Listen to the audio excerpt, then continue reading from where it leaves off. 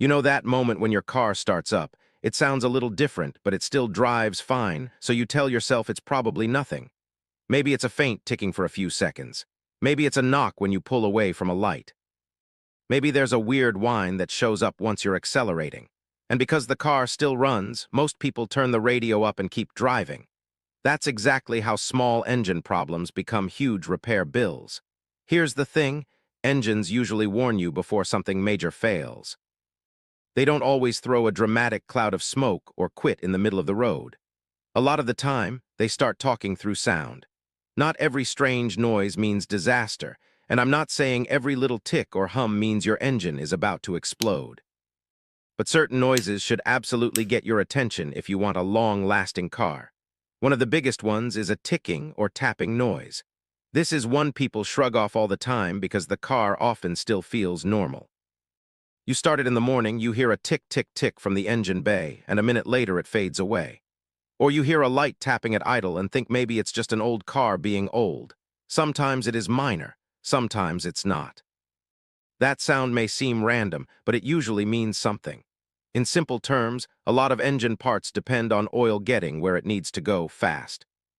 If oil is low, old, dirty, the wrong viscosity, or the engine is struggling to build proper oil pressure, parts in the top end of the engine can start making noise. Lifters, camshaft-related parts, timing chain tensioners on some engines, all of that can get noisy when lubrication isn't right. Metal parts that should be cushioned by oil start letting you hear more contact than you should. And this is where a small noise can become a huge repair bill. If that ticking is tied to low oil pressure and you keep driving like nothing's wrong, you're not just ignoring a sound. You may be ignoring where that's actively getting worse every mile. Now, to be fair, not every ticking noise is low oil pressure. Some engines naturally have a little injector noise. Sometimes a small exhaust leak can sound tick-like too, especially on cold start. But if the sound is new, repeated, getting louder, or showing up with other signs like a warning light, roughness, or delayed oil changes in the car's history, don't brush it off. The first move is simple. Check the oil level. Not next week. Not when you remember. Check it. If it's low, that matters. If the oil looks filthy and it's overdue, that matters too. And if the ticking keeps coming back even after the basics are handled, get it diagnosed before the problem moves from annoying to expensive. If you like practical car advice that helps avoid expensive repairs, subscribe, because catching stuff early is how engines stay alive. The next sound is one drivers often regret ignoring, and that's knocking, not a tiny harmless click. I mean a deeper metallic knock or ping, especially when you accelerate, go uphill, or put the engine under load. This one matters because the engine may still feel mostly okay while damage builds. Sometimes knocking is combustion-related. That means the air and fuel in the cylinder aren't burning the way they should, and you get that pinging or rattling sound under throttle. It can happen because of poor fuel quality, carbon buildup, overheating, or timing-related issues. That's bad enough on its own because repeated knock puts stress on the engine. Modern cars do try to protect themselves, but protection isn't the same as permission to ignore it. Then there's the more serious version, the kind of knock people describe as deeper, heavier, and more mechanical. That's the sound nobody wants to hear because it can point to internal wear, including bearing problems. And the scary part is, people often wait until the noise becomes impossible to ignore. By then, the repair bill is usually in a very different category. Most drivers completely overlook this sound because the car still starts, still moves, and still gets them home. That's the trap. If the noise gets louder with acceleration, if it shows up under load, or if it has that metal-on-metal character, stop treating it like background noise. Back off hard driving, don't tow with it, don't keep flooring it to see if it clears out.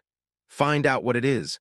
I'm not saying every knock means you need a whole new engine. Sometimes the cause is much less catastrophic than people fear.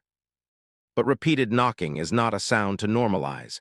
It's a warning sign to investigate quickly, because the price difference between early diagnosis and full failure can be massive. And if your engine has ever made a strange noise you couldn't figure out, let me know what it sounded like, because a lot of people hear the same thing and assume they're the only one. The third sound I would never ignore is a whining, whirring, or grinding noise coming from the engine area, especially if it changes with RPM. This one can be sneaky because people hear a whine and think it's just a belt, so it can wait. Sometimes it is belt-related. A worn belt, weak tensioner, or failing pulley can absolutely make that kind of sound. But that doesn't make it harmless. A bad bearing in an alternator, water pump, idler pulley, or another accessory can start with a light whine and end with a breakdown. If the noise turns into a grind, that's even more serious, because grinding usually means something rotating is no longer happy. Bearings don't heal. They get louder, hotter, and eventually fail. And this next part matters a lot. If a whining or grinding sound keeps showing up on cold starts, disappears once the engine warms up, and then comes back again the next morning, don't assume that means it fixed itself. Cold start noises that disappear but keep returning are still warnings. Belts stiffen, tensioners weaken, lubrication delays happen, and worn parts often complain most when everything is cold. The frustrating part is people hear that silence after a minute and think the problem's gone. It's not gone. It's just quiet for now. If the noise gets worse when you rev the engine, turn on accessories, or put the engine under load, pay attention. That pattern tells you something. The same goes for a turbocharged car that suddenly has a new or much louder whine than usual. Some turbo noise is normal. A change in turbo noise is what matters. This is one of those problems that starts quietly and gets expensive later. A pulley or bearing caught early may be manageable. Ignore it long enough, and now you're talking about a thrown belt, overheating, charging problems, or damage to nearby components. That's how one sound turns into a stack of repairs. So if you remember nothing else, remember this. The most dangerous engine noises are usually the ones people learn to live with for a while. A ticking noise that keeps returning. A knock under acceleration. A whining or grinding sound that changes with engine speed. Those are the sounds that deserve attention, not panic, but attention. Cars usually warn you before something major fails. Long-lasting cars usually belong to drivers who respond early instead of waiting for a perfect excuse.